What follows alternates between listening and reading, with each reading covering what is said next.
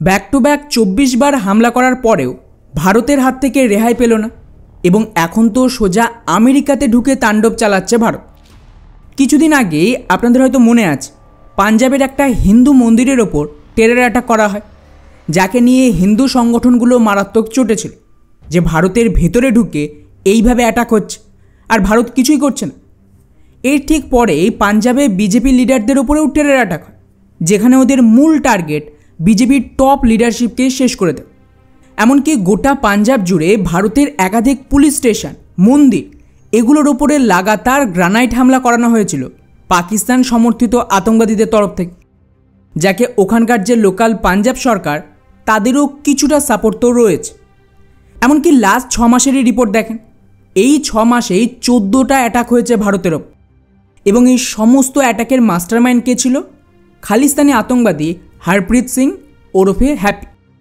পাকিস্তান, আমেরিকার, কানাডার সমর্থনে তৈরি এই খালিস্তানি আতঙ্কবাদীরা ভারতের বিরুদ্ধে কিন্তু পুরো এক প্রকার যুদ্ধ ঘোষণা করে দিয়েছে বলতে পারে, কারণ স্বাভাবিকভাবে ওদের ডিরেক্ট সাপোর্ট ছিল আমেরিকা আর কানাডাতে।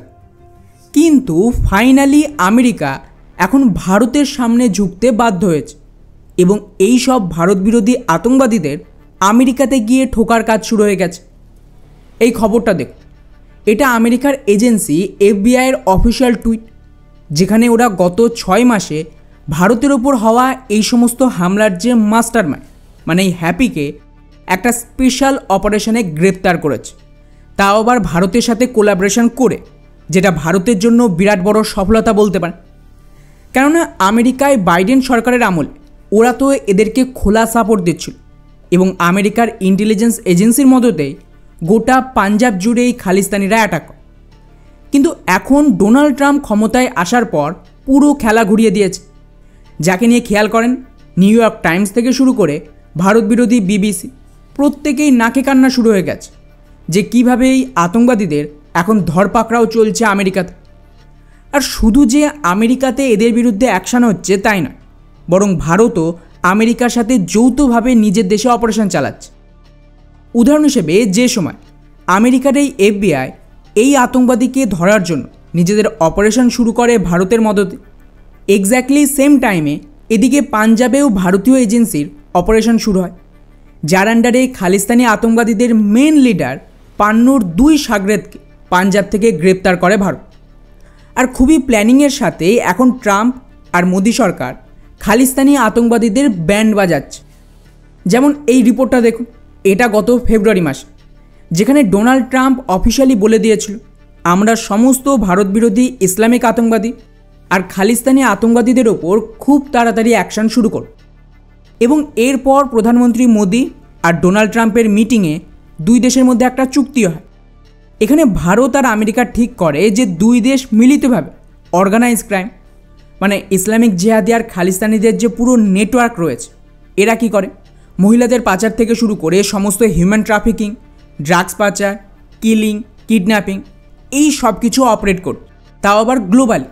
এবং মেজরিটি ক্রাইমে হয় ইসলামিক জিহাদিদের হাত রয়েছে, না হলে খালিস্তানিদের, মেইনলি যারা ভারতীয় সাবকন্টিনেন্ট, আমেরিকা আর কানাডায় অপারেট করছে। ব্যাস, যা কথা তাই কাজ। এর আন্ডারেই সবার আগে ডোনাল্ড ট্রাম্প আমাদের মুম্বাই হামলার মেন ইসলামিক আতঙ্কবাদী তাহাউর হুসেনকে ভারতকে হ্যান্ডওভার করে দেয়, যাকে কাজে লাগিয়ে ভারত দেশের ভেতরে যারা ওই সময় টেরর অ্যাটাকে যুক্ত ছিল তাদেরকে খুঁজে বের করবে। এবং এর মাত্র কয়েকদিনের মধ্যেই ভারতে রিসেন্টলি 14টা হামলার মাস্টারমাইন্ডকেও গ্রেপ্তার করে এফবিআই। রিপোর্ট অনুযায়ী এই আতঙ্কবাদী যেহেতু ইমিগ্রেশন ডিপার্টমেন্টের আন্ডারে রয়েছে, যেখানে বলা হচ্ছে যে এই খালিস্তানি মেক্সিকোর রাস্তায় অবৈধভাবে আমেরিকাতে ঢুকেছিল, যেটা স্বাভাবিক, কারণ পুরো বর্ডারই খুলে দিয়েছিল বাইরে, যাতে সমস্ত জিহাদি আর খালিস্তানিরা আমেরিকায় গিয়ে লুকিয়ে থাকতে পারে। ফলে এখন এই খালিস্তানিকেও আমেরিকা খুব সম্ভবত ভারতের হাতে তুলে দেবে। কিন্তু ভারতের টার্গেট রয়েছে অন্যজনের ওপর। ভারতের প্ল্যান হলো এই ডি-ডলারাইজেশন ক্রাইসিসের মধ্যে ট্রাম্পের আমলেই খালিস্তানিদের টপ লিডার পান্নুকে নিয়ে আসে। আর স্বাভাবিকভাবেই পান্নুকে ধরার জন্য তো গ্রাউন্ড চায়, এই কারণেই প্রথমেই হ্যাপিকে গ্রেপ্তার করা হলো এবং পাঞ্জাবে পান্নুর শাগরেদদের গ্রেপ্তার করা হচ্ছে। এগুলো অ্যাকচুয়ালি প্রমাণ হিসেবে কাজ করে, কেননা যদি পান্নুকে ভারতে আনা হয় ওরা ডেফিনেটলি আমেরিকার কোর্টে কেস করবে তো ওখানে ভারতকে প্রুভ করতেই হবে যে এই আতঙ্কবাদী সমস্ত হামলায় জড়িত, আর এই জন্যই পুরো প্রিপারেশান চলছে। এখন আপনারা যারা আমার পুরনো ফলোয়ার তারা তো অলরেডি জানবেন, যেদিন ডোনাল্ড ট্রাম্প জিতেছিল দুটো প্রিডিকশন আমি দিয়েছিলাম।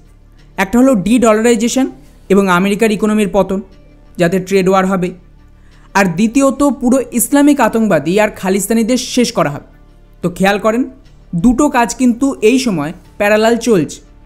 তো আগামী কয়েক মাসের মধ্যেই ভারত পুরো খালিস্তানি আর ইসলামিক আতঙ্কবাদীদের একটা পুরো লিস্টকে হ্যান্ডওভার করবে আমেরিকাকে, এবং সমস্ত ভারত বিরোধী জেহাদি আর খালিস্তানিদের ভারী মাত্রায় ভারতে ডিপোর্টও করা হবে। কিন্তু এটা শুধুমাত্র এখানেই থেমে থাকবেন।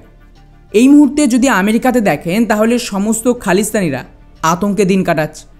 বাইডেন আমলে যে খালিস্তানিরা ওপেনলি আমেরিকার রাস্তায় বিভিন্ন আতঙ্কবাদীদের মারা হয়েছে, মানে নিজ্জার, বাব্বার খালসা আর বাকি লিডারদের জন্য র্যালি বার করত। কিন্তু কিছুদিন আগেই আরও একটা রেফারেন্ডাম হয়, সম্ভবত লস অ্যাঞ্জেলেসে। কিন্তু আশ্চর্যের বিষয়, এবার ওখানে আতঙ্কবাদীদের কোনো ছবিই ছিল না। কারণ ট্রাম্প কী করছে, হামাস সমর্থক হোক বা খালিস্তানি, যারাই আতঙ্কবাদীদের সমর্থনে রাস্তায় নামছে এদের একটা লিস্ট তৈরি করে আমেরিকা থেকে ডিপোর্ট করছে। তো এদের সাহস হয়নি ভারতের বিরুদ্ধে আতঙ্কবাদীদের ছবি নিয়ে র্যালি বের করে।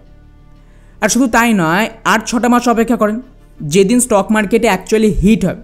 মানে এতদিনে যা হয়েছে মার্কেটে এগুলো তো টেস্ট ম্যাচ ছিল, অ্যাকচুয়াল ফাইনাল বাকি আছে। ঠিক তার পরের দিন থেকে দেখবেন এই ইসলামিক আতঙ্কবাদী এবং এই খালিস্তানি সহ ভারতের ভেতরের গদ্দারদের আচমকায় সুর পাল্টে যাবে, এবং এদের বিরুদ্ধে এতটা ভয়ঙ্কর ক্র্যাকডাউন হতে চলেছে যা আপনি কল্পনাও করতে পারছেন। বাকি এই পুরো বিষয়টিকে নিয়ে আপনাদের কি মনে হয় নিচে অবশ্যই কমেন্ট করে জানাবেন। জয় হিন্দ।